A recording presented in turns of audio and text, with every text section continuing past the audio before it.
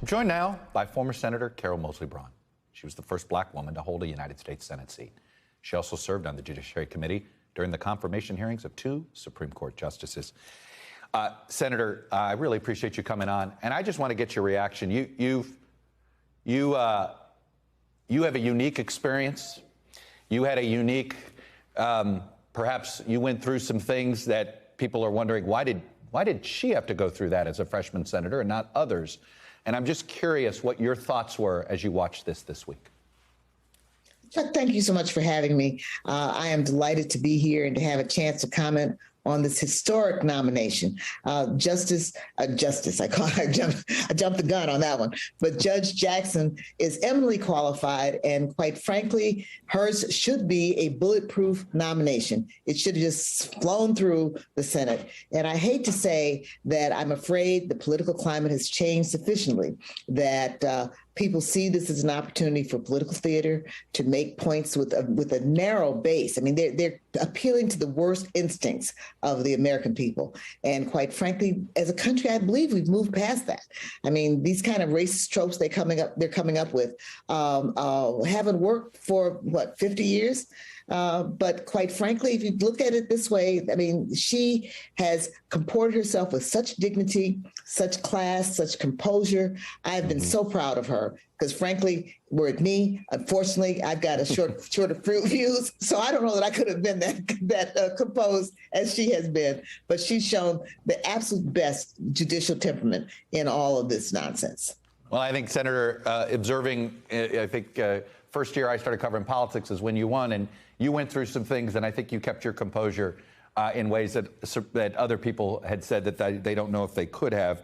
And I don't want to drag some of that other stuff up. But let me ask you about, just compare the Ruth Bader Ginsburg confirmation hearing that you went through and Ketanji Brown Jackson. You know, think about it. When I say the racist tropes, the whole issue that black people are somehow softer on crime, that black people are not patriotic. I mean, you just go down the list of the kinds of stereotypes that came from the turn of the last century, and they're throwing it at her again under the guise of culture wars. And again, this is all about re-election and all about posturing for the American people. But I hope that they will rediscover shame and that the American people will resist some of these efforts to denigrate eminently qualified nominee. And I don't just say that because I'm a black woman and she is too. I say that because if you look at her credentials are unimpeachable on any standard. And even going down the child pornography route, going down the crime route, think about it. They did not ask these kinds of questions. These kinds of questions were not asked of the other Supreme Court nominees that have come before the committee. And so she's had a tougher road to hoe, but I guess that's where progress is found. When you can get through the really tough times and when you can get through with the kind of dignity she's shown, she will come out of this all right. And I agree with Senator Booker because what he said was right. God's got her back and that she should be all right because she does have the qualifications, she does have the credentials, and she does have the experience and the demeanor. You noted you jumped the gun on justice, but I will note that Senator Joe Manchin today, who many people say is the 50th vote on the Democratic side of the aisle, has come out in favor of her candidacy. It is hard to imagine that she doesn't end up as justice at this point. But let me ask you, why is it important in your mind? Why is it important to have a black woman on the Supreme Court? Because it'll help to bring perspectives that are missing right now. I ran for the Senate because of the Thomas nomination.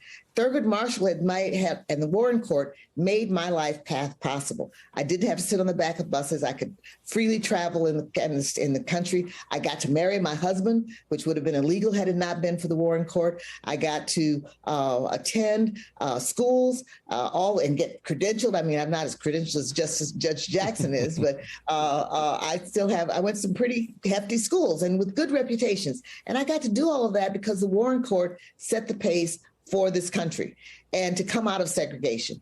And I fear, like I said, that some of the members of the Senate right now are hearkening back to the days before we had achieved that progress and appealing to a very narrow base. I hope it's a very narrow base.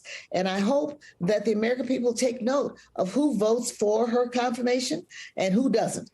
Because quite frankly, there are people who are sympathetic to moving forward out of segregation in this country. And they, if those people say we won't have it, then we will see real change. And I hope, again, her perspectives on the court as a former public defender, as a former clerk to judges at all levels, she is eminently qualified. And I think she'll bring that and the life experiences to her decision making that will make a difference for the country.